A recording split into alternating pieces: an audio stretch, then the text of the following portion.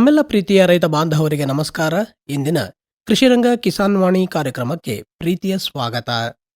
ಇಂದಿನ ಈ ಕಾರ್ಯಕ್ರಮದಲ್ಲಿ ಹಲಸಿನ ಮೌಲ್ಯವರ್ಧಿತ ಉತ್ಪನ್ನಗಳ ಕುರಿತಂತೆ ಮೂಡಿಗೆರೆಯ ತೋಟಗಾರಿಕಾ ಮಹಾವಿದ್ಯಾಲಯದ ಸಹಾಯಕ ಪ್ರಾಧ್ಯಾಪಕರಾದ ಡಾಕ್ಟರ್ ವೈ ಕಾಂತರಾಜು ಅವರೊಂದಿಗಿನ ಸಂದರ್ಶನವನ್ನ ಕೇಳೋಣ. ಪ್ರೀತಿಯ ಕೇಳುಗರೆ ನಮಸ್ಕಾರ. ಇವತ್ತಿನ ಕಾರ್ಯಕ್ರಮಕ್ಕೆ ಸ್ವಾಗತ. ಇವತ್ತಿನ ಕಾರ್ಯಕ್ರಮದಲ್ಲಿ ಹಲಸಿನ ಹಣ್ಣಿನ ಮೌಲ್ಯವರ್ಧಿತ ಉತ್ಪನ್ನಗಳು ಈ ವಿಷಯಕ್ಕೆ ಸಂಬಂಧಪಟ್ಟ ಹಾಗೆ ಮಾತನಾಡ್ತಾ ಇದ್ದೇವೆ. ಹಲಸಿನ ಹಣ್ಣು ಇವತ್ತು ಭಾರಿ ಬೇಡಿಕೆಯಲ್ಲಿ ಇರ್ತಕ್ಕಂಥ ಒಂದು ಹಣ್ಣು ಅಂತ ಹೇಳಿದರೆ ತಪ್ಪಾಗಲಾರ್ದು. 15-20 ವರ್ಷಗಳ ಹಿಂದಕ್ಕೆ ನಾವು ಆಲೋಚನೆ ಮಾಡಿದರೆ ಅದರಲ್ಲಿ ಸಿಗ್ತಾ ಇದ್ದಂಥ ಹಣ್ಣನ್ನಷ್ಟೇ ನಾವು ಬಳಸ್ತಾ ಇದ್ವಿ. ಅದು ಕೂಡ ಹೆಚ್ಚಾಯಿತು ಅಂತ ಹೇಳಿದರೆ ಅದನ್ನು ಕಡಿದು ನಾವು ದನಕರುಗಳಿಗೆ, ಹಸುಗಳಿಗೆ ಹಾಕ್ತಾ ಇರ್ತಕ್ಕಂಥದ್ದು ಸಾಮಾನ್ಯವಾಗಿತ್ತು. ಇವತ್ತು ಮನುಷ್ಯರೇ ಈ ಒಂದು ಹಣ್ಣನ್ನು ತಿನ್ನುವಂತಹ ಪ್ರಮಾಣ ಹೆಚ್ಚಾಗಿದೆ. ಅದಕ್ಕೆ ಕಾರಣಗಳು ಅಂತ ಹೇಳಿದರೆ ಹಲಸಿನಲ್ಲಿ ಇರ್ತಕ್ಕಂತಹ ಅನೇಕ ಪೋಷಕಾಂಶಗಳು, ಒಳ್ಳೆಯ ಪೋಷಕಾಂಶಗಳು ಅದರಲ್ಲಿ ಅಡಗಿದ್ದಾವೆ. ಹಲಸಿನ ಹಣ್ಣಿನ ಒಳಗೆ ಇರತಕ್ಕಂತಹ ಬೀಜವನ್ನು ಕೂಡ ಸುಟ್ಟು ತಿನ್ನುವಂತಹ ಒಂದು ಪದ್ಧತಿ ಬಹಳ ಹಿಂದೆ ಇತ್ತು. ಮತ್ತು ಅದರಲ್ಲಿ ನಾವು ಸಾಂಬಾರನ್ನು ಕೂಡ ಮಾಡ್ತಾ ಇದ್ವಿ. ಆದರೆ ಹೆಚ್ಚು ಜನಪ್ರಿಯವಾಗಿರಲಿಲ್ಲ. ತೀರಾ ಸೀಸನ್ನಲ್ಲಿ ಸಿಕ್ಕಾಗ ಒಂದು ಸ್ವಲ್ಪ ಮಾಡಿ ಉಳಿದದ್ದನ್ನು ಆಗಲೇ ಹೇಳಿದಾಗೆ ದನಕರುಗಳಿಗೆ ನೀಡ್ತಕ್ಕಂಥ ಒಂದು ಪರಿಪಾಠ ಇತ್ತು. ಆದರೆ ಈಗ ಹಾಗಿಲ್ಲ. ಪರಿಸ್ಥಿತಿ ಈಗ ಬದಲಾಗಿದೆ. ಇವತ್ತು ಹಲಸಿನ ಒಂದು ಮಿಡಿ ಏನಿದೆಯೋ ಅಲ್ಲಿಂದಲೂ ಕೂಡ ಇದರ ಒಂದು ಬಳಕೆ ಪ್ರಾರಂಭ ಆಗ್ತಾ ಇದೆ. ಹಲಸಿನ ಬಡುಕು ಅಂತ ಹೇಳಿ ಏನು ಕರಿತೀವೋ ಅದನ್ನು ನಾವು ಬೇರೆ ಬೇರೆ ಖಾದ್ಯಗಳನ್ನು ತಯಾರನ್ನು ಮಾಡಿ ಬಳಕೆ ಮಾಡ್ತಕ್ಕಂಥದ್ದಿದೆ. ಇನ್ನು ಹಲಸಿನ ಕಾಯನ್ನು ಕೂಡ ಇವತ್ತು ಬಳಕೆಯನ್ನು ಮಾಡಲಾಗ್ತಾ ಇದೆ. ನಮ್ಮ ನೆರೆಯ ದಕ್ಷಿಣ ಕನ್ನಡ ಮತ್ತು ಕೇರಳ ರಾಜ್ಯ ಏನಿದೆಯೋ ಇಲ್ಲಿ ಇದರ ಬಳಕೆ ಹೆಚ್ಚಾಗಿತ್ತು. ಇವತ್ತಿನ ದಿವಸದಲ್ಲಿ ಇನ್ನೂ ಅಧಿಕವಾಗಿ ಇದೆ. ಇನ್ನು ಉಳಿದಂಥ ಪ್ರದೇಶದಲ್ಲೂ ಕೂಡ ಈ ಹಲಸಿನ ಹಣ್ಣನ್ನು ಹೆಚ್ಚು ಬಳಕೆಯನ್ನು ಮಾಡಲಾಗ್ತಾ ಇದೆ. ಯಾಕೆ ಹಲಸಿಗೆ ಇಷ್ಟೊಂದು ಬೇಡಿಕೆ ಅನ್ನುವಂಥದ್ದು ಬಂದಿದೆ, ಅದರಲ್ಲಿ ಏನೆಲ್ಲ ಪೋಷಕಾಂಶಗಳು ಇದ್ದಾವೆ, ಏನೆಲ್ಲ ಮೌಲ್ಯವರ್ಧಿತ ಉತ್ಪನ್ನಗಳನ್ನು ಮಾಡಿ ನಾವು ಹೇಗೆ ಬಳಕೆಯನ್ನು ಮಾಡಿ ಅದರ ಒಂದು ಲಾಭವನ್ನು ಮಾಡಿಕೊಳ್ಳಬಹುದು, ಮತ್ತು ಆರ್ಥಿಕವಾಗಿ ನಮ್ಮ ಕೃಷಿಕರು ಹೇಗೆ ಸಬಲತೆಯನ್ನು ಸಾಧಿಸಬಹುದು ಅನ್ನುವಂಥ ವಿಚಾರಗಳನ್ನು ಇವತ್ತಿನ ಕಾರ್ಯಕ್ರಮದಲ್ಲಿ ತಿಳಿದುಕೊಳ್ಳೋಣ. ಹೆಚ್ಚಿನ ಮಾಹಿತಿಯನ್ನು ಮಾಡಿಕೊಡ್ಲಿಕ್ಕಾಗಿ ನಮ್ಮೊಂದಿಗೆ ಇದ್ದಾರೆ ಮೂಡಿಗೆರೆಯ ತೋಟಗಾರಿಕಾ ಮಹಾವಿದ್ಯಾಲಯದ ಕೊಯ್ಲೋತ್ತರ ನಿರ್ವಹಣಾ ವಿಭಾಗದ ಮುಖ್ಯಸ್ಥರು ಮತ್ತು ಸಹಾಯಕ ಪ್ರಾಧ್ಯಾಪಕರಾದ ಡಾಕ್ಟರ್ ವೈ ಕಾಂತರಾಜ್ ಅವರು ನಮ್ಮೊಂದಿಗೆ ಇದ್ದಾರೆ. ಡಾಕ್ಟ್ರೇ, ತಮಗೆ ನಮಸ್ಕಾರ. ಕಾರ್ಯಕ್ರಮಕ್ಕೆ ಸ್ವಾಗತ. ನಮಸ್ತೆ ಸರ್. ಹಲಸಿನ ಮೌಲ್ಯವರ್ಧಿತ ಹಣ್ಣುಗಳು ಅಥವಾ ಹಲಸಿನ ಒಂದು ಮೌಲ್ಯವರ್ಧಿತ ಉತ್ಪನ್ನಗಳೇನಿದ್ದಾವೋ ಇವುಗಳ ಪ್ರಾಮುಖ್ಯತೆಯ ಬಗ್ಗೆ ಒಂದಷ್ಟು ತಿಳಿಸ್ಕೊಡಿ ಡಾಕ್ಟ್ರೆ. ತಮಗೆಲ್ಲ ತಿಳಿದಿರೋ ಹಾಗೆ ಹಲಸನ್ನು ನಾವು ಬೇರೆ ಬೇರೆ ಇದರಲ್ಲಿ ಉಪಯೋಗಿಸ್ತೀವಿ, ದಿನ ಬಳಕೆ ಉಪಯೋಗಿಸ್ತೀವಿ. ಅದೇ ರೀತಿ ನಮ್ಮ ದೇಶ ಹಲಸಿನ ಒಂದು ಮೂಲ. ಸ್ವಾಭಾವಿಕವಾಗಿ ಹಲಸು ಬೆಳೀತಾ ಹೋಗ್ತವೆ. ಈ ಮಲೆನಾಡು ಮತ್ತು ಕರಾವಳಿ ಪ್ರದೇಶದಲ್ಲಿ ನಿಮಗೆಲ್ಲೇ ಹೋದರೂ ಸ್ವಾಭಾವಿಕವಾಗಿ ಸಿಗ್ತಾ ಹೋಗ್ತವೆ. ಅಲ್ಲಿ ತಾವು ನೋಡ್ತಿರ್ಬೋದು, ಕೆಲವೊಂದೊಂದು ಸತಿ ದನಗಳು ತಿಂತಾ ಇರ್ತವೆ, ಕೆಲವೊಂದೊಂದು ಸತಿ ಎಲ್ಲ ಒಂದೆರಡು ಹಣ್ಣನ್ನು ಹಣ್ಣಾಗಿ ಉಪಯೋಗಿಸ್ಕೊತೀವಿ. ಕೆಲವು ಈ ಕರಾವಳಿ ಮತ್ತು ಮಲೆನಾಡು ಭಾಗಗಳಲ್ಲಿ ತರಕಾರಿಯಾಗಿ ಸ್ವಲ್ಪ ಪ್ರಮಾಣದಲ್ಲಿ ಉಪಯೋಗಿಸ್ತಾರೆ. ಅದು ಬಿಟ್ಟರೆ ಸ್ವಾಭಾವಿಕವಾಗಿ ಹಣ್ಣನ್ನು, ತೊಳೆಗಳನ್ನು ತಿಂದು ಬೇರೆ ಪದಾರ್ಥಗಳನ್ನು ಅಷ್ಟಾಗಿ ನಾವು ಉಪಯೋಗಿಸಲ್ಲ. ದನಗಳು ಹೆಚ್ಚಾಗಿ ತಿಂತಾ ಇರ್ತವೆ ಮಲೆನಾಡುಗಳಲ್ಲಿ, ಅದೇ ಒಂದು ಆಹಾರ ಆಗಿರುತ್ತೆ ದನಗಳಿಗೆ. ಈ ನಿಟ್ಟಿನಲ್ಲಿ ಈ ಒಂದು ಹಣ್ಣನ್ನು ಒಟ್ಟು ಉತ್ಪಾದನೆ ನಮ್ಮ ರಾಷ್ಟ್ರದಲ್ಲಿ 1785.3 ಮೆಟ್ರಿಕ್ ಟನ್ನಷ್ಟು ಉತ್ಪಾದನೆ ಇದೆ. ಅಷ್ಟು ಉತ್ಪಾದನೆ ಆಗ್ತಿದ್ರೂ ನಾವು ಉಪಯೋಗಿಸೋದು ಭಾಳ ಕಡಿಮೆ ಇದೆ. ಯಾಕೆ ಉಪಯೋಗಿಸೋದು ಕಮ್ಮಿ ಇದೆ ಅಂದರೆ ಅಲ್ಲಿ ಯಾವುದೇ ಒಂದು ಕೊಯ್ಲೋತ್ತರ ನಿರ್ವಹಣಾ ತಂತ್ರಜ್ಞಾನಗಳು ಇಲ್ಲದೆ 30-40% ಏನು ಉತ್ಪಾದನೆ ಆಗುತ್ತೆ ಅದರಲ್ಲಿ ಒಂದು ಅರ್ಧದಷ್ಟು ಭಾಗ ಅದು ನಷ್ಟವಾಗ್ತಾ ಇದೆ, ಯಾವುದೇ ಕೊಯ್ಲೋತ್ತರ ನಿರ್ವಹಣೆ ಇಲ್ಲದೆ. ಹಾಗಾಗಿ ಈ ಒಂದು ಕೊಯ್ಲೋತ್ತರ ಅಥವಾ ಮೌಲ್ಯವರ್ಧನೆಯ ಅವಶ್ಯಕತೆ ಭಾಳ ಇದೆ ಈ ಹಣ್ಣಲ್ಲಿ. ಈ ಮೌಲ್ಯವರ್ಧನೆ ಮಾಡೋದ್ರಿಂದ, ಅನೇಕ ಪದಾರ್ಥಗಳನ್ನು ಮಾಡೋದ್ರಿಂದ ಈ ನಷ್ಟ ಏನಿದೆ 40% ಅಷ್ಟು ನಷ್ಟ, ಅದನ್ನು ನಾವು ತಡೆಗಟ್ಬೋದು. ಸುಮಾರು 40% ಏನು ವ್ಯರ್ಥ ಆಗ್ತದೆ ಅಂತೇಳಿ ಹೇಳಿದ್ರು, ಇದು ಒಂದು ದೊಡ್ಡ ಒಂದು ವ್ಯರ್ಥ. ಯಾಕೆ ಅಂತ ಹೇಳಿದರೆ ಹಲಸಿನ ಹಣ್ಣಲ್ಲಿ ಸಾಕಷ್ಟು ಪೋಷಕಾಂಶಗಳಿದ್ದಾವೆ.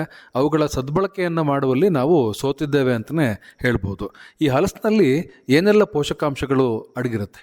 ನಿಮಗೆ ಗೊತ್ತಿರ್ಬೋದು, ಉಂಡು ಮಾವು ತಿನ್ನಬೇಕು ಅಂತ ಹೇಳ್ತಾರೆ, ಹಲಸು ತಿನ್ನಬೇಕು ಅಂತ ಹೇಳ್ತಾರೆ. ಯಾಕಂದರೆ ಹಸ್ತಿದ್ದಾಗ ಇದು ಒಂದು ಆಹಾರ ರೂಪದಲ್ಲಿ ಸಾಮಾನ್ಯ ಮನುಷ್ಯರಿಗೂ ಒಂದು ಆಹಾರ ರೂಪದಲ್ಲಿ ಹೊಟ್ಟೆ ತುಂಬಿಸುತ್ತೆ. ಇದು ಹೊಟ್ಟೆ ತುಂಬಿಸುವಂಥ ಹಣ್ಣು ಭಾಳ ಕಡಿಮೆ ರೇಟಲ್ಲಿ ಸಿಗ್ತಾ ಇರುತ್ತೆ. ಇದರಲ್ಲಿ ಅನೇಕ ಪೋಷಕಾಂಶಗಳಿದ್ದಾವೆ. ಹಣ್ಣನ್ನು ತಗೊಂಡ್ರೆ ಒಂದು 70ರಿಂದ 80ರಷ್ಟು ತೇವಾಂಶ ಇರುತ್ತೆ. ಪ್ರೋಟೀನು ಭಾಳ ಮುಖ್ಯವಾಗಿರುತ್ತೆ. ಒಂದು ಆಹಾರದಲ್ಲಿ ಪ್ರೋಟೀನ್, ನಾವು ಜೋಳ ಗಿಳ ತಿನ್ನೋದ್ರಿಂದ ನಮಗೆ ಪ್ರೋಟೀನ್ ಸಿಗುತ್ತೆ.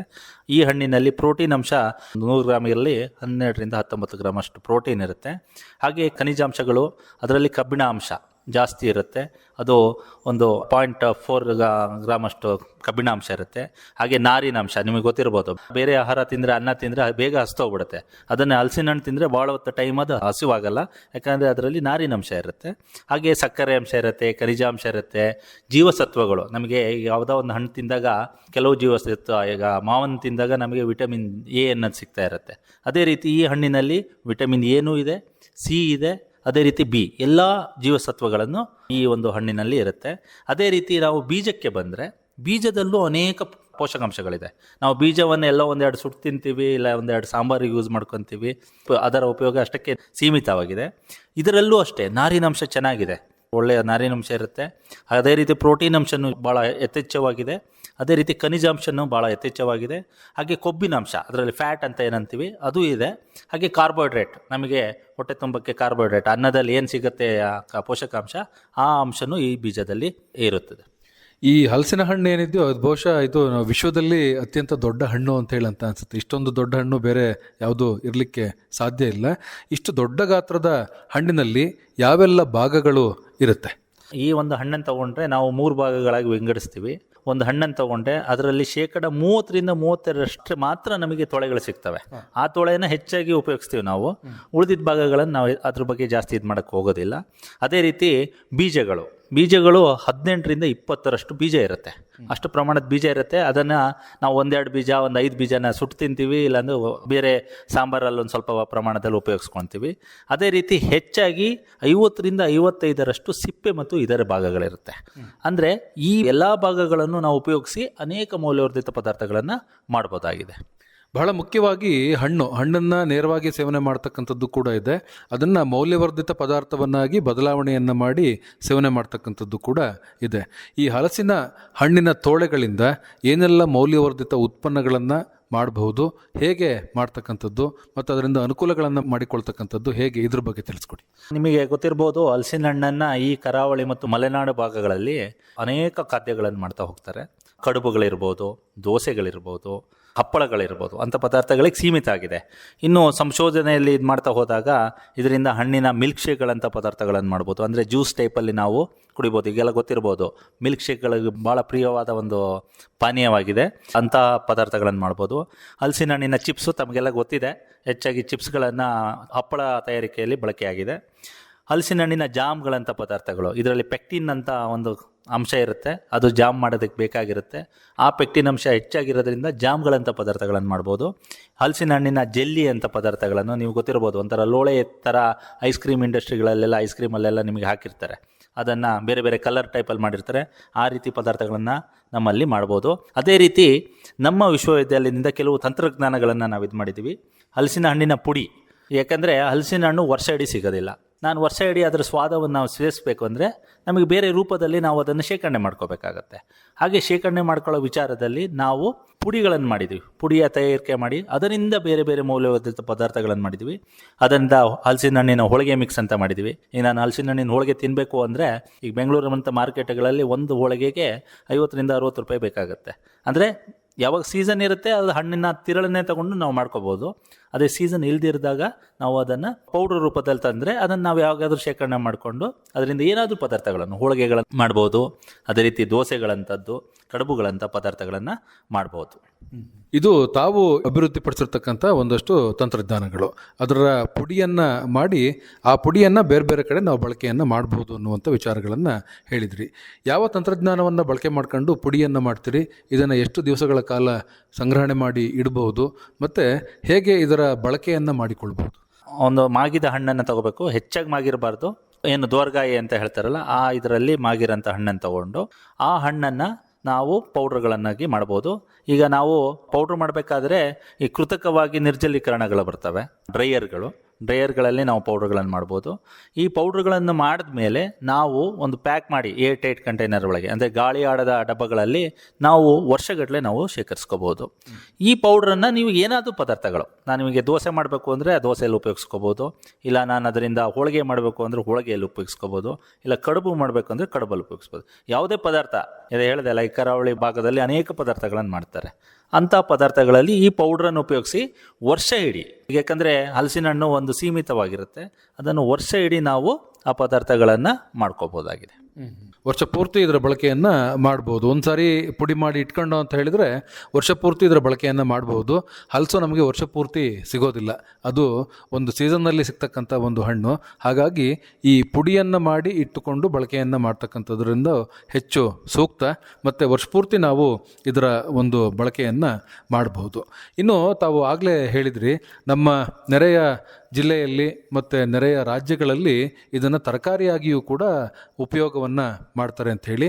ತರಕಾರಿಯಾಗಿ ಹೇಗೆಲ್ಲ ನಾವು ಬಳಕೆಯನ್ನು ಮಾಡಬಹುದು, ಮತ್ತು ನಮ್ಮ ಭಾಗದಲ್ಲಿ ತರಕಾರಿಯಾಗಿ ಬಳಕೆ ಮಾಡ್ತಕ್ಕಂಥ ಒಂದು ಪದ್ಧತಿ ಯಾಕೆ ಅಷ್ಟು ಜನಪ್ರಿಯವಾಗಿಲ್ಲ ಅಂತೀರಿ? ನಿಮಗೆ ಗೊತ್ತಿರ್ಬೋದು, ಇತ್ತೀಚಿನ ದಿನಗಳಲ್ಲಿ ಪ್ರೋಟೀನ್ ಎಲ್ಲ ಬೇಕಾಗ್ತಿರುತ್ತೆ.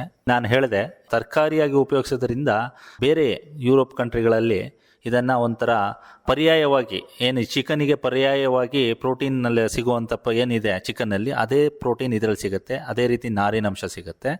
ಹಾಗಾಗಿ ಈ ಏನು ಸಸ್ಯಾಹಾರಿಗಳಿಗೆ ಇದೊಂಥರ ಯಥೇಚ್ಛವಾಗಿ ಪ್ರೋಟೀನ್ ಕೊಡುತ್ತೆ, ಹೀಟನ್ನು ಕ್ರಿಯೇಟ್ ಮಾಡುತ್ತೆ. ಆ ನಿಟ್ಟಿನಲ್ಲಿ ನಾವು ತರಕಾರಿಯಿಂದ ಏನೇನು ಬೇರೆ ಬೇರೆ ತರಕಾರಿಗಳಾಗಿ ಸಾಂಬಾರಿಗೆ ಯೂಸ್ ಮಾಡ್ಬೋದು, ಪಲ್ಯಕ್ಕೆ ಯೂಸ್ ಮಾಡ್ಬೋದು. ಈಗ ನಿಮಗೆ ಹೇಗೆ ಚಿಕನ್ ಕಬಾಬ್ ಬರುತ್ತೋ ಹಾಗೆ ಈ ಹಲಸಿನ ಕಾಯಿಯ ಕಬಾಬ್ಗಳನ್ನು ಮಾಡ್ಬೋದು. ಆ ನಿಟ್ಟಿನಲ್ಲಿ ಅದು ಅಷ್ಟೇ ನಮಗೆ ಕೆಲವು ತಿಂಗಳಿಗೆ ಸೀಮಿತ ಆಗಿರುತ್ತೆ. ಈಗ ಏನು ಹಲಸಿನ ಹಣ್ಣು ಸ್ಟಾರ್ಟ್ ಆಗುತ್ತೆ ಫೆಬ್ರವರಿಯಿಂದ ಏಪ್ರಿಲ್, ಅಲ್ಲಿ ಸಿಗುವಂಥ ಕಾಯಿಗಳನ್ನು ಮಾತ್ರ ನಾವು ಉಪಯೋಗಿಸ್ಬೋದು ತರಕಾರಿಯಾಗಿ. ಅದಾದಮೇಲೆ ಅದು ಬಲ್ತ್ ಬಿಡುತ್ತೆ, ಅದು ನಾವು ತರಕಾರಿ ಉಪಯೋಗಿಸೋಕ್ಕೆ ಆಗೋದಿಲ್ಲ. ಅದನ್ನು ಬೇರೆ ಬೇರೆ ಪದಾರ್ಥ ಬಡ್ಕ ಅಂತ ಹೇಳ್ತಾರೆ, ಗುಜ್ಜೆ ಅಂತ ಹೇಳ್ತಾರೆ, ಬೇರೆ ಬೇರೆ ಇದರಲ್ಲಿ ಲೋಕಲ್ ಆಗಿ ಅದನ್ನು ಕರಿತಿರ್ತಾರೆ.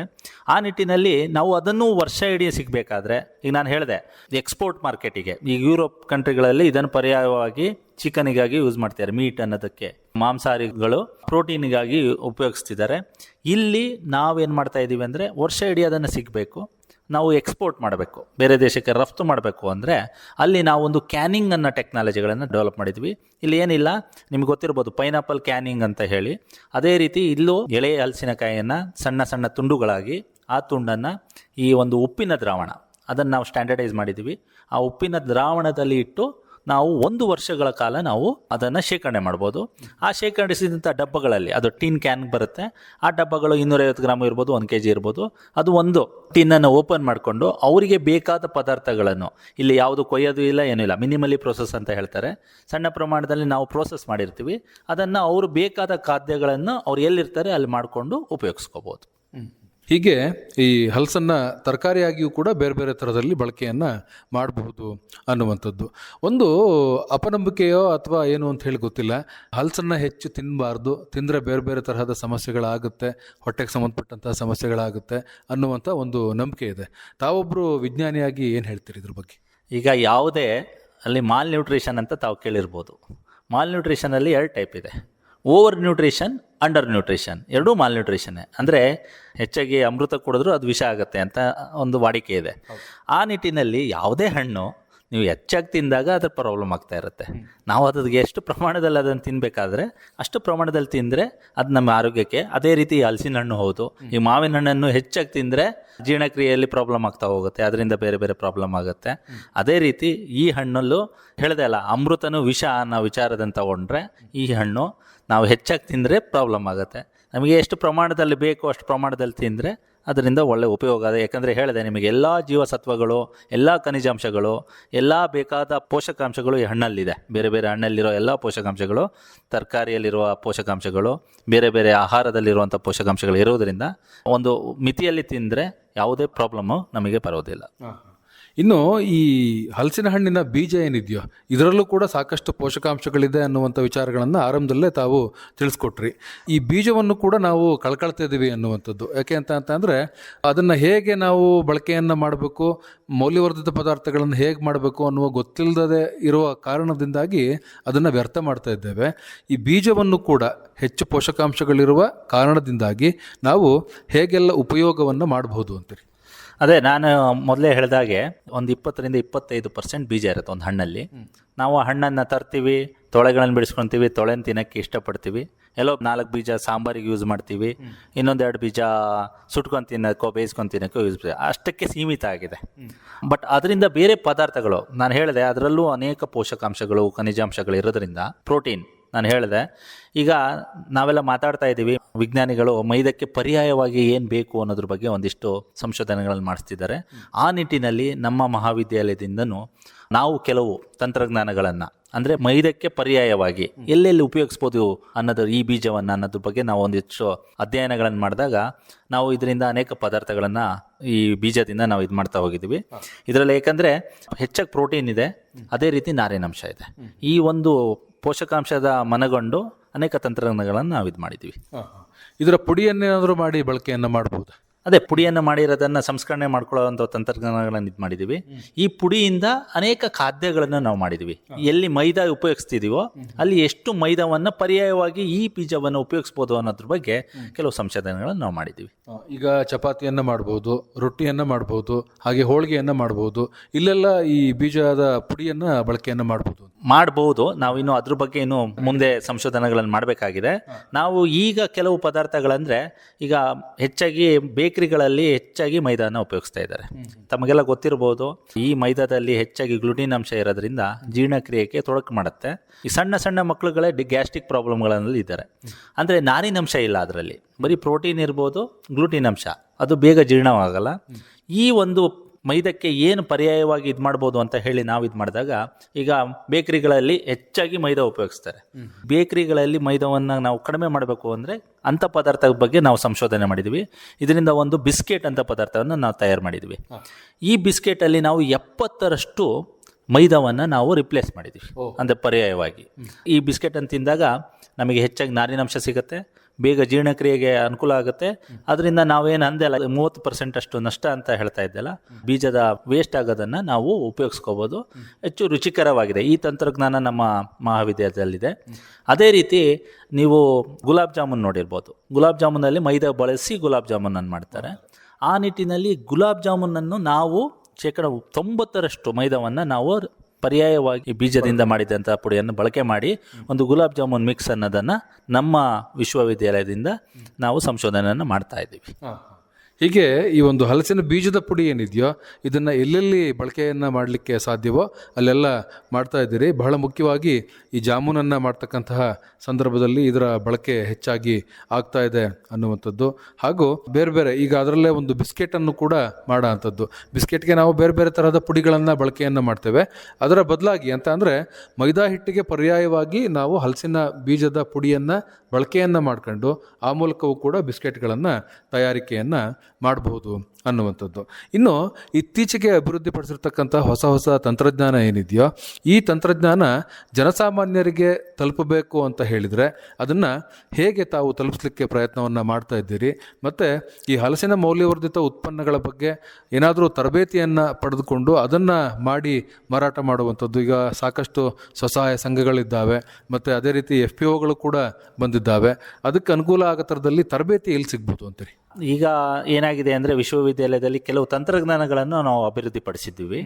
ಯಾರಾದರೂ ಆಸಕ್ತರು ನಾವು ಮುಂದೆ ಬಂದು ನಾವು ಆ ತಂತ್ರಜ್ಞಾನ ತಗೊಂಡು ನಾವು ಅದನ್ನು ಒಂದು ಉದ್ಯಮವಾಗಿ ನಾವು ಮಾಡ್ತೀವಿ ಅಂದರೆ, ನಮ್ಮಲ್ಲಿ ಬಂದು ನಮ್ಮ ಮಹಾವಿದ್ಯಾಲಯದಲ್ಲಿ ಅಥವಾ ವಿಶ್ವವಿದ್ಯಾಲಯಕ್ಕೆ ಅವರೇನಾದರೂ ಒಂದು ಇದು ಕೊಟ್ಟರೆ, ನಾವು ಅದನ್ನು ಆ ತಂತ್ರಜ್ಞಾನಗಳನ್ನು ಅವ್ರಿಗೆ ನೀಡಿಬಿಟ್ಟು, ಅದೊಂದು ಮಿನಿಮಮ್ ಫೀಸ್ಗಳಿರುತ್ತೆ, ಆ ತಂತ್ರಜ್ಞಾನಗಳನ್ನು ನಾವು ಅವ್ರಿಗೆ ಕೊಟ್ಟು ಅವರಿಗೆ ಟ್ರೈನಿಂಗನ್ನು ಕೊಟ್ಟು ಅದರಲ್ಲಿ ಬರುವಂಥ ಸಾಧಕ ಬಾಧಕಕ್ಕೆ ವಿಶ್ವವಿದ್ಯಾಲಯ ಇರುತ್ತೆ. ಆಮೇಲೆ ಅವರ ಒಂದು ಉದ್ದಿಮೆಯಾಗಿ, ಹೇಳಿದೆ ನಾನು, ಕ್ಯಾನಿಂಗ್ ತಂತ್ರಜ್ಞಾನ ನಮ್ಮಲ್ಲಿದೆ. 1 ವರ್ಷದ ತನಕ ನಾವು ಅದನ್ನು ಎಳೆ ಹಲಸಿನಕಾಯಿಯ ಗುಜ್ಜೆಗಳನ್ನು ನಾವು ಶೇಖರಿಸ್ಕೋಬೋದು. ಅದೇ ರೀತಿ ಹಲಸಿನ ಬೀಜ ಪುಡಿ ಮಾಡುವಂಥ ತಂತ್ರಜ್ಞಾನಗಳು ನಮ್ಮಲ್ಲಿದೆ. ಅದೇ ರೀತಿ ಹಣ್ಣಿನ ಪುಡಿ ಮಾಡುವಂಥ ತಂತ್ರಜ್ಞಾನ ನಮ್ಮಲ್ಲಿದೆ. ಮತ್ತು ಬಿಸ್ಕೆಟ್ ಮಾಡೋದು ಹೇಳಿದೆ ನಾನು. ಆ ಬಿಸ್ಕೆಟಲ್ಲೇ ನಾವು ಈಗಿನ ಸಕ್ಕರೆಯಿಂದ ಒಂದು ಬಿಸ್ಕೆಟು, ಅದು ಮಾಮೂಲು ಎಲ್ಲ ವರ್ಗದ ಜನರಿಗೆ. ಕೆಲವು ವರ್ಗದ ಜನರು ಸಕ್ಕರೆ ಬೇಡ ಬೆಲ್ಲದ ಬಿಸ್ಕೆಟು ಅಂತಾರೆ, ಅದರಲ್ಲಿ ಬೆಲ್ಲದ ಫ್ಲೇವರ್ ಬಿಸ್ಕೆಟು ನಾವು ಮಾಡಿದ್ವಿ. ಕೆಲವರು ಏನು ಸಕ್ಕರೆ ಕಾಯಿಲೆ ಇದೆ, ಬೆಲ್ಲನೂ ಬೇಡ ಶುಗರು ಬೇಡ ಅಂದರೆ ಅವ್ರಿಗೆ ಮಸಾಲ ಬಿಸ್ಕೆಟ್ ಅನ್ನೋದು, 3 ಟೈಪಲ್ಲಿ ಬಿಸ್ಕೆಟ್ಗಳನ್ನು ನಾವು ನಮ್ಮ ತಂತ್ರಜ್ಞಾನಗಳನ್ನು ಡೆವಲಪ್ ಮಾಡಿದ್ವಿ. ಅದೇ ರೀತಿ ಈಗ ಒಂದು ಸಂಶೋಧನೆ ನಡೀತಾ ಇದ್ದೀವಿ, ಗುಲಾಬ್ ಜಾಮೂನ್ ಮಿಕ್ಸ್. ಗುಲಾಬ್ ಜಾಮೂನ್ ಎಲ್ಲರಿಗೂ ಪ್ರಿಯವಾದಂಥ ಒಂದು ಪದಾರ್ಥ. ಆ ನಿಟ್ಟಿನಲ್ಲಿ ಬೀಜದಿಂದ ಮಾಡಿದಂತಹ ಗುಲಾಬ್ ಜಾಮೂನ್ ಮಿಕ್ಸ್ಗಳನ್ನು ನಾವು ಇದು ಮಾಡಿದ್ದೀವಿ. ಈ ತಂತ್ರಜ್ಞಾನಗಳ ಆಸಕ್ತರಿದ್ದರೆ ಅವ್ರು ಬಂದು ನಮ್ಮಲ್ಲಿ ಕೇಳಿಕೊಂಡು ಈ ತಂತ್ರಜ್ಞಾನ ಪಡೆದು ಅವರು ಉದ್ಯಮೆದಾರರಾಗಬಹುದು. ಇನ್ನು ಬಿಸ್ಕೆಟ್ಗಳನ್ನ ಮಾಡ್ಬೋದು ಅಂತ ಹೇಳಿದ್ರಿ, ಮತ್ತೆ ಗುಲಾಬ್ ಜಾಮೂನನ್ನು ಕೂಡ ಮಾಡ್ಬೋದು ಅಂತ ಹೇಳಿದ್ರಿ. ಇದನ್ನ ಹೆಚ್ಚಾಗಿ ನಾವು ಬೇಕರಿಗಳಲ್ಲಿ ನೋಡ್ತಾ ಇರ್ತೇವೆ, ಬಿಸ್ಕೆಟ್ಗಳನ್ನ ಮಾಡ್ತಕ್ಕಂಥದ್ದು. ಈ ಬೇಕರಿಯವರು ಏನಾದರೂ ಮನಸ್ಸನ್ನು ಮಾಡಿ ಈ ಒಂದು ಪುಡಿಯನ್ನು ಪಡೆದು ಬಳಕೆ ಮಾಡಬೇಕು ಅಂತ ಹೇಳಿದರೆ ಅವರನ್ನು ಕೂಡ ತಾವು ಜಾಗೃತರನ್ನಾಗಿ ಮಾಡಬಹುದಾ, ತರಬೇತಿಯನ್ನು ನೀಡಬಹುದಾ ಅವ್ರಿಗೆ? ತರಬೇತಿಗಳನ್ನು ನಾವು ನೀಡ್ತೀವಿ. ಕೆಲವು ಉದ್ದಿಮೆದಾರರು ಆಲ್ರೆಡಿ ನಮ್ಮ ಹತ್ರ ಬಂದಿದ್ದಾರೆ. ಈಗ ಅದೇ ಹೇಳ್ತಿದ್ದೀವಲ್ಲ, ಮೈದಕ್ಕೆ ಪರ್ಯಾಯವಾಗಿ ನೀವು ಗೊತ್ತಿರ್ಬೋದು ಬೇರೆ ಬೇರೆ ಟೈಪಲ್ಲಿ ನಾವು ಉಪಯೋಗಿಸೋದ್ರಿಂದ ಜನರಲ್ಲಿ ಜಾಗೃತಿನೂ ಮೂಡಿರೋದ್ರಿಂದ ನಾವು ಅಂಥ ಟ್ರೈನಿಂಗ್ಗಳನ್ನು ಅದ್ರ ಬಗ್ಗೆ ನಮ್ಮ ತಂತ್ರಜ್ಞಾನ ಏನೇನಿದೆ ಅನ್ನೋದ್ರ ಬಗ್ಗೆ ನಾವು ಟ್ರೈನಿಂಗ್ಗಳನ್ನು ನಾವು ಆಗಾಗ ಮಾಡ್ತಿರ್ತೀವಿ ನಮ್ಮ ಮಹಾವಿದ್ಯಾಲಯದಲ್ಲಿ. ಇತ್ತೀಚೆಗೆ ಹಲಸನ್ನು ಬೆಳೆಯುವವರ ಸಂಖ್ಯೆ ಹೆಚ್ಚಾಗ್ತಾ ಇದೆ. ಮೊದಲು ಎಲ್ಲೋ ಬದುವಿನಲ್ಲಿ ಅಥವಾ ನಮ್ಮ ಬೇಲಿಯ ನೆರೆಯಲ್ಲಿ ಎಲ್ಲೋ ಒಂದು ಅಥವಾ ಎರಡು ಗಿಡಗಳು ಇರ್ತಾ ಇದ್ದೋ, ಮರವಾಗಿ ಪರಿಣಮಿಸ್ತಾ ಇದ್ದೋ ಅವು. ಆನಂತರ ಹಣ್ಣುಗಳನ್ನು ಕೊಡ್ತಾ ಇದ್ದೋ, ಬಳಕೆಯನ್ನು ಮಾಡ್ತಾ ಇದ್ವಿ. ಈಗ ಈ ಹಲಸನ್ನೇ ಪ್ರಧಾನ ಬೆಳೆಯನ್ನಾಗಿ ಮಾಡುವವರು ಅನೇಕರು ಇದ್ದಾರೆ. ಆದರೆ ಅವರು ನಿರೀಕ್ಷೆ ಮಾಡಿದಂತಹ ಒಂದು ಆದಾಯ ಅವ್ರಿಗೆ ಬರ್ತಾ ಇಲ್ಲ. ಯಾಕೆ ಅಂತಂದರೆ ಹಲಸಿಗೆ ಬೇಡಿಕೆ ಇದೆ ಹೆಚ್ಚಾಗಿ, ಆದರೂ ಕೂಡ ಅದನ್ನು ಸೂಕ್ತವಾದ ಬೆಲೆಯನ್ನು ನೀಡಿ ಕೊಂಡ್ಕೊಳ್ತಾ ಇಲ್ಲ. ಈ ನಿಟ್ಟಿನಲ್ಲಿ ಪ್ರಧಾನವಾಗಿ ಹಲಸನ್ನು ಬೆಳೆದಂಥವರು ಏನು ಮಾಡ್ಬೋದು, ಅದಕ್ಕೊಂದು ಒಳ್ಳೆಯ ಬೆಲೆಯನ್ನು ದೊರಕಿಸಿಕೊಳ್ಳುವ ನಿಟ್ಟಿನಲ್ಲಿ? ಈಗ ನಾವೆಲ್ಲ ಮೌಲ್ಯವರ್ಧನೆ ಮಾಡೋದು ಯಾಕೆ ಅಂದರೆ ಅದಕ್ಕೊಂದು ಹಣ್ಣಿಗೆ ಒಂದು ಮೌಲ್ಯವನ್ನು ಹೆಚ್ಚು ಮಾಡೋದು, ಅದರ ಇರೋ ₹1 2 ಮಾಡೋದು ಮೌಲ್ಯವರ್ಧನೆ ಮಾಡುವಂಥದ್ದು. ಆ ನಿಟ್ಟಿನಲ್ಲೇ ನಮ್ಮ ಸಂಶೋಧನೆ ನಡೀತಿರೋದು.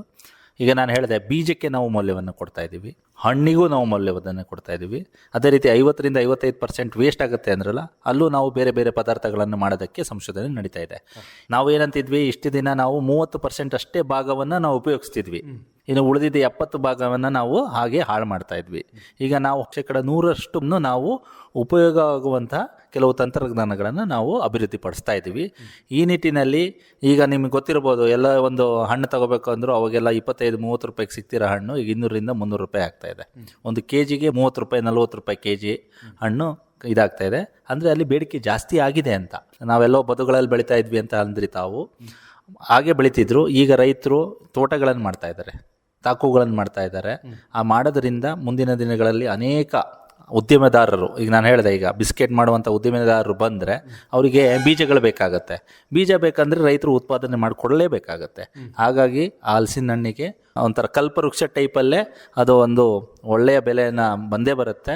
ತಾಕುಗಳು ರೈತರು ಹೆಚ್ಚಾಗಿ ಬೆಳೀಲಿ ಅಂತಲೇ ನಾವು ಅನೇಕ ಹಲಸಿನ ಮೇಳಗಳನ್ನು ಮಾಡ್ತಾ ಹೋಗ್ತೀವಿ. ಈಗ ಇನ್ನು ಮುಂದೆ ಸ್ಟಾರ್ಟ್ ಆಗ್ತಾ ಹೋಗ್ತೇವೆ. 15 ದಿನಕ್ಕೆ ಒಂದು ಮೇಳಗಳನ್ನು ಮಾಡ್ತೀವಿ. ಯಾಕಂದರೆ ಹೆಚ್ಚಿನ ಉತ್ತೇಜನ ಕೊಡಬೇಕು. ಯಾಕಂದರೆ ನಮಗೆ ಉದ್ಯಮಗಳು ಸ್ಟಾರ್ಟ್ ಆಗಿದ್ದಾವೆ, ಬೇರೆ ಬೇರೆ ಉದ್ಯಮಗಳು, ಹಲಸಿನ ಬೀಜದಿಂದ ಉದ್ಯಮಗಳು, ಹಣ್ಣಿನಿಂದ ಉದ್ಯಮಗಳು, ಅದನ್ನು ಶೇಖರಣೆ ಅಂತ ಮಾಡುವಂಥ ಉದ್ಯಮಗಳು, ಐಸ್ ಕ್ರೀಮ್ಗಳಂಥ ಉದ್ಯಮಗಳು ಸ್ಟಾರ್ಟ್ ಆಗಿದ್ದಾವೆ. ಅವರಿಗೆಲ್ಲ ಅಲ್ಲಿ ಹಣ್ಣಿನ ಅವಶ್ಯಕತೆ ಇರೋದ್ರಿಂದ ರೈತರು ಬೆಳೆದರೆ ಅದಕ್ಕೆ ಆದಾಯ ಬಂದೇ ಬರುತ್ತೆ ಅಂತ ಹೇಳೋಕ್ಕೆ ಇಷ್ಟಪಡ್ತೀನಿ. ಹೀಗೆ ಹಲಸನ್ನು ನಾವು ಹೆಚ್ಚು ಪ್ರಮಾಣದಲ್ಲಿ ಬೆಳೆದು ಮುಂದಿನ ದಿವಸಗಳಲ್ಲಿ ಇದಕ್ಕೆ ಹೆಚ್ಚು ಬೇಡಿಕೆ ಇನ್ನೂ ಬರುವಂತಹ ಸಾಧ್ಯತೆ ಇದೆ. ಆ ಕಾರಣಕ್ಕಾಗಿ ಹಲಸನ್ನು ಹೆಚ್ಚು ಬೆಳಿಬಹುದು, ಅದರಿಂದ ಪ್ರಯೋಜನವನ್ನು ಕೂಡ ಮಾಡಿಕೊಳ್ಬಹುದು ಅನ್ನುವಂಥದ್ದು. ನಮಗೆಲ್ಲ ಗೊತ್ತಿದೆ, ಈ ಹಲಸಿನ ಹಣ್ಣನ್ನು ಹೆಚ್ಚು ದಿವಸ ಇಡಲಿಕ್ಕೆ ಸಾಧ್ಯ ಆಗೋದಿಲ್ಲ.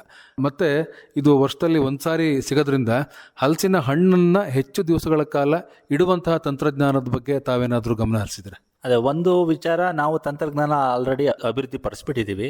ಒಂದು ಹಣ್ಣನ್ನು ನಿರ್ಜಲೀಕರಣ ಮಾಡಿ ಪೌಡರ್ ಫಾರ್ಮಲ್ಲಿ ತಂದು ನಾವು ಇದು ಮಾಡಿದ್ದೀವಿ. ಇನ್ನು ಕೆಲವು ಸಂಸ್ಥೆಗಳು ಹಣ್ಣನ್ನೇ ನಾವು ಶೇಖರಣೆ ಮಾಡೋದು ಭಾಳ ಕಷ್ಟ ಆಗುತ್ತೆ.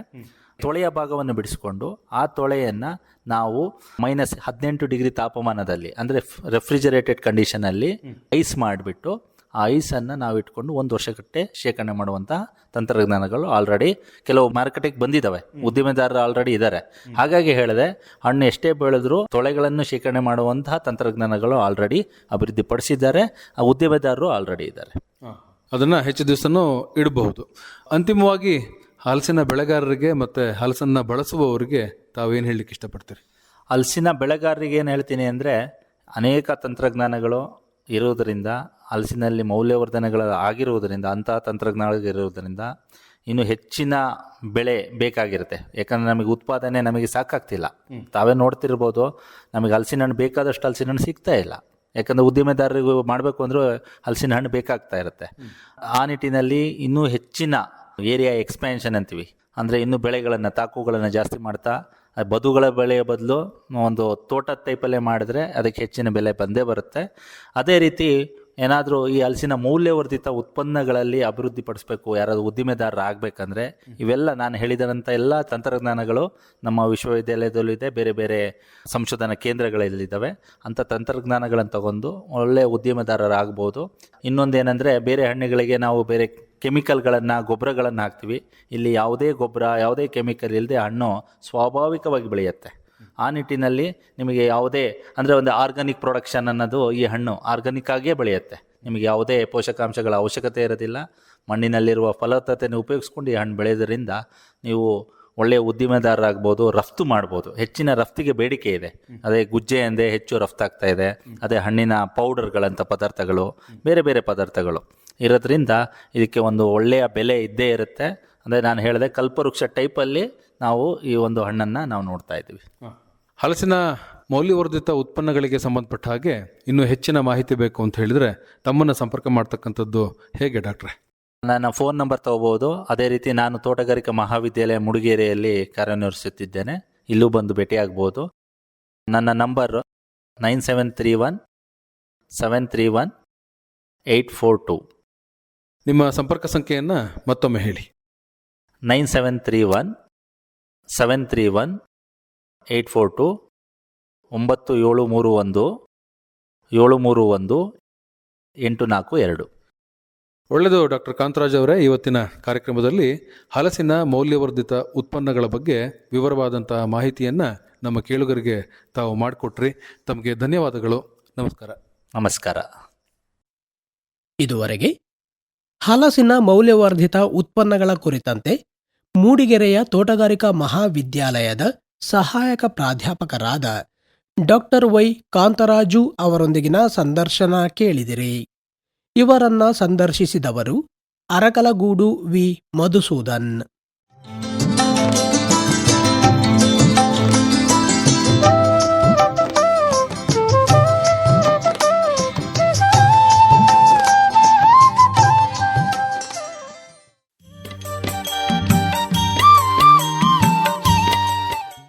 ಕಾರ್ಯಕ್ರಮ ಕೃಷಿ ಲೋಕ.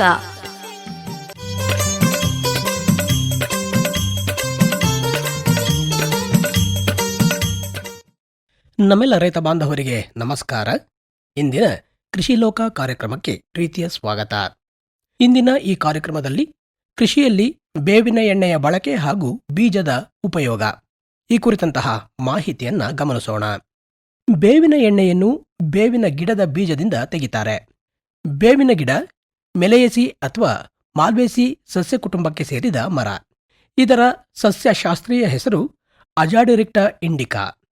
ಬೇವು ಭಾರತ ಉಪಖಂಡದ ಮೂಲವಾಸಿ. ಇದು ಭಾರತದ ಜನಜೀವನದಲ್ಲಿ ಹಾಸುಹೊಕ್ಕಾದ ಮರಗಳಲ್ಲಿ ಒಂದು. ತೀವ್ರತರದ ಬರಗಾಲದಲ್ಲಿಯೂ ಬದುಕಿ ಜನೋಪಯೋಗಿ ಎನಿಸಿದ ಮರ ಇದಾಗಿದೆ. ಬೇವಿನ ಗಿಡವನ್ನು ತೆಲುಗು ಭಾಷೆಯಲ್ಲಿ ವೇಪ ಎಂದು ಕರೆಯುತ್ತಾರೆ. ಆಂಗ್ಲ ಭಾಷೆಯಲ್ಲಿ ಇದನ್ನು ನೀಮ್ ಎನ್ನುತ್ತಾರೆ. ಬೇವಿನ ಎಣ್ಣೆಯು ಆಹಾರವಾಗಿ ಉಪಯೋಗಿಸುವುದಕ್ಕೆ ಯೋಗ್ಯವಲ್ಲ. ಬೇವಿನ ಎಣ್ಣೆಯಲ್ಲಿ ಇರುವ ಅಜಾಡಿರಿಕ್ಟಿನ್ ಅನ್ನು ಟ್ರೈಟರ್ಪೆಂಟ್ ಕಾರಣವಾಗಿ ಬೇವಿನ ಎಣ್ಣೆಯನ್ನು ಅಡಿಗೆ ಎಣ್ಣೆಯಾಗಿ ಉಪಯೋಗಿಸುವುದಕ್ಕೆ ಆಗುವುದಿಲ್ಲ. ಬೇವಿನ ಗಿಡ, ಎಲೆ, ತೊಗಟೆ, ಬೀಜ ಎಲ್ಲವೂ ಔಷಧ ಗುಣಗಳನ್ನು ಹೊಂದಿದೆ. ಬರಗಾಲದ ಸಮಯದಲ್ಲಿ ಎಲೆ ಉದುರುತ್ತೆ. ದಟ್ಟವಾದ ಹಂದರ, ತೊಗಟೆ ಸಾಧಾರಣವಾಗಿ ಮಂದವಾಗಿ ಕರಿಬೂದು ಬಣ್ಣವಾಗಿರುತ್ತೆ. ದಾರವು ಕೆಂಪು ಕಂದು ಬಣ್ಣವಿದ್ದು ಸೀಳಿಕೆಗಳಿಂದ ಕೂಡಿರುತ್ತೆ. ಇದು ಮಧ್ಯಮ ಪ್ರಮಾಣದ ನಿತ್ಯ ಹರಿದ್ವರ್ಣದ ಮರ. ಇದರ ದಾರವು ಬಹುಪಯೋಗಿ. ಬಡವರ ಪಾಲಿನ ಸಾಗುವಾನಿ ಎನ್ನುವ ಹೆಸರನ್ನ ಪಡೆದಿದೆ. ಹೂಗಳು ಸಣ್ಣದಾಗಿದ್ದು ಬಿಳಿಯ ಬಣ್ಣದಿಂದ ಕೂಡಿರುತ್ತೆ. ಒಂದು ಗಿಡದಿಂದ ಒಂದು ಬಾರಿಗೆ 50ರಿಂದ 60 ಕೆಜಿ ಹಣ್ಣುಗಳು ಬರುತ್ತವೆ. ಹಣ್ಣುಗಳು ಬರುವುದು ಗಿಡವನ್ನು ನಾಟಿ ಮಾಡಿದ 7 ವರ್ಷಗಳ ನಂತರ. ಜನವರಿಯಿಂದ ಆರಂಭವಾಗಿ ಏಪ್ರಿಲ್ ತಿಂಗಳವರೆಗೆ ಹೂವನ್ನು ಬಿಡುತ್ತೆ. ಫಸಲು ಮೇ ತಿಂಗಳಿನಿಂದ ಆಗಸ್ಟ್ ತಿಂಗಳಿನವರೆಗೆ ಬರುತ್ತೆ. ಹಣ್ಣಿನಲ್ಲಿ ಬೀಜದ ಪ್ರಮಾಣ 4:1 ಇರುತ್ತೆ. ಒಣಗಿಸಿದ ಹಣ್ಣಿನೊಳಗೆ ಎಣ್ಣೆಯ ಅಂಶ 20% ರಿಂದ 22% ಇರುತ್ತೆ. ಒಣಗಿದ ಹಣ್ಣಿನಲ್ಲಿ ಬೀಜ 23% 25%, ಕಾಳು 45% ಇರುತ್ತೆ. ಬೀಜದ ಸಿಪ್ಪೆ 4.5%, ಪಲ್ಪ್ 40% ಇರುತ್ತೆ. ಬೇವಿನ ಎಣ್ಣೆಯಲ್ಲಿ ಟರ್ಪೆಂಟೈನ್ 23 2500 ppmನಷ್ಟು ಇರುತ್ತೆ. ಹಣ್ಣು 1 2 ಸೆಂಟಿಮೀಟರ್ ಉದ್ದ ಇರುತ್ತೆ. ಕಾಯಿ ಹಸಿರು ಬಣ್ಣದಲ್ಲಿದ್ದು ಮಾಗಿದ ಮೇಲೆ ಹಳದಿ ಬಣ್ಣಕ್ಕೆ ತಿರುಗುತ್ತೆ. ಹಸಿರು ಕಾಯಿ ಕಹಿಯಾಗಿರುತ್ತೆ. ಹಣ್ಣು ಆದ್ಮೇಲೆ ಕಹಿ ಮತ್ತು ಸಿಹಿಯಿಂದ ಕೂಡಿದ ಒಗರು ರುಚಿ ಬರುತ್ತೆ.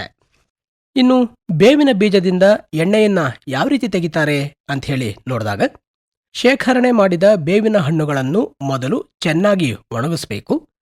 ಹಣ್ಣುಗಳ ಜೊತೆ ಬಂದ ಸಿಪ್ಪೆಯನ್ನ ತೆಗೆದುಹಾಕಬೇಕು.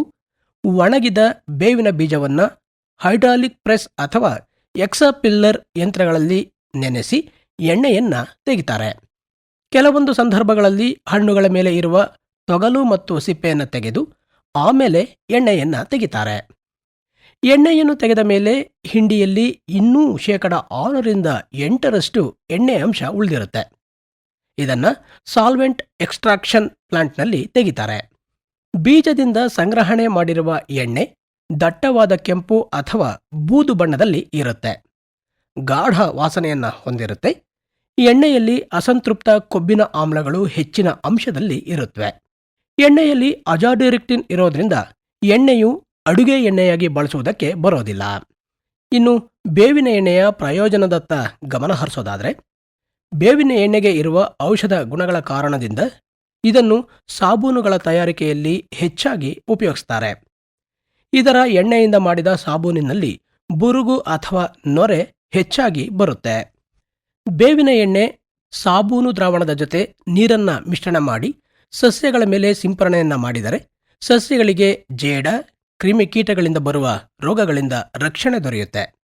ರಾಸಾಯನಿಕ ಮದ್ದುಗಳನ್ನು ಹೆಚ್ಚಾಗಿ ಬಳಸೋದ್ರಿಂದ ಪರಿಸರಕ್ಕೆ ತುಂಬಾ ಹೆಚ್ಚಿನ ಹಾನಿಯಾಗುತ್ತೆ. ಬೇವಿನ ಎಣ್ಣೆ ಸಾಬೂನು ಮಿಶ್ರಣವನ್ನ ಉಪಯೋಗ ಮಾಡೋದ್ರಿಂದ ಯಾವುದೇ ರೀತಿಯ ತೊಂದರೆ ಆಗೋದಿಲ್ಲ, ಜೊತೆಗೆ ಹಾನಿಯೂ ಕಂಡುಬರಲ್ಲ. ಎಣ್ಣೆ ತೆಗೆದ ಬೇವಿನ ಹಿಂಡಿಯನ್ನ ಗೊಬ್ಬರವಾಗಿ ಹೊಲದಲ್ಲಿ ಉಪಯೋಗವನ್ನ ಮಾಡ್ತಾರೆ. ಬೇವಿನ ಹಿಂಡಿಯಲ್ಲಿ ನೈಟ್ರೋಜನ್ ಅಂಶ 5.2 5.6 ಇರುತ್ತೆ. ಪೊಟ್ಯಾಷಿಯಂ ಅಂಶ 1.5 ಇರುತ್ತೆ. ಆದ್ದರಿಂದ ಎಣ್ಣೆ ತೆಗೆದ ನಂತರ ಉಳಿಯುವ ಬೇವಿನ ಹಿಂಡಿ ಬೆಳೆಗಳಿಗೆ ಅತ್ಯುತ್ತಮವಾದ ಗೊಬ್ಬರವಾಗುತ್ತೆ. ಜೊತೆಗೆ ಬೆಳೆಗಳು ಹುಲುಸಾಗಿ ಬೆಳೆಯುತ್ತವೆ. ರೈತ ಬಾಂಧವರೇ, ಇದುವರೆಗೆ ಕೃಷಿಯಲ್ಲಿ ಬೇವಿನ ಎಣ್ಣೆ ಹಾಗೂ ಬೀಜದ ಬಳಕೆ ಈ ಕುರಿತಂತಹ ಮಾಹಿತಿಯನ್ನ ಕೇಳಿದಿರಿ. ಇಲ್ಲಿಗೆ ಇಂದಿನ ಕೃಷಿ ಲೋಕ ಕಾರ್ಯಕ್ರಮ ಮುಕ್ತಾಯವಾಯಿತು. ಮತ್ತೆ ಮುಂದಿನ ಕೃಷಿ ಲೋಕ ಕಾರ್ಯಕ್ರಮದೊಂದಿಗೆ ಭೇಟಿಯಾಗೋಣ. ಎಲ್ಲರಿಗೂ ನಮಸ್ಕಾರ.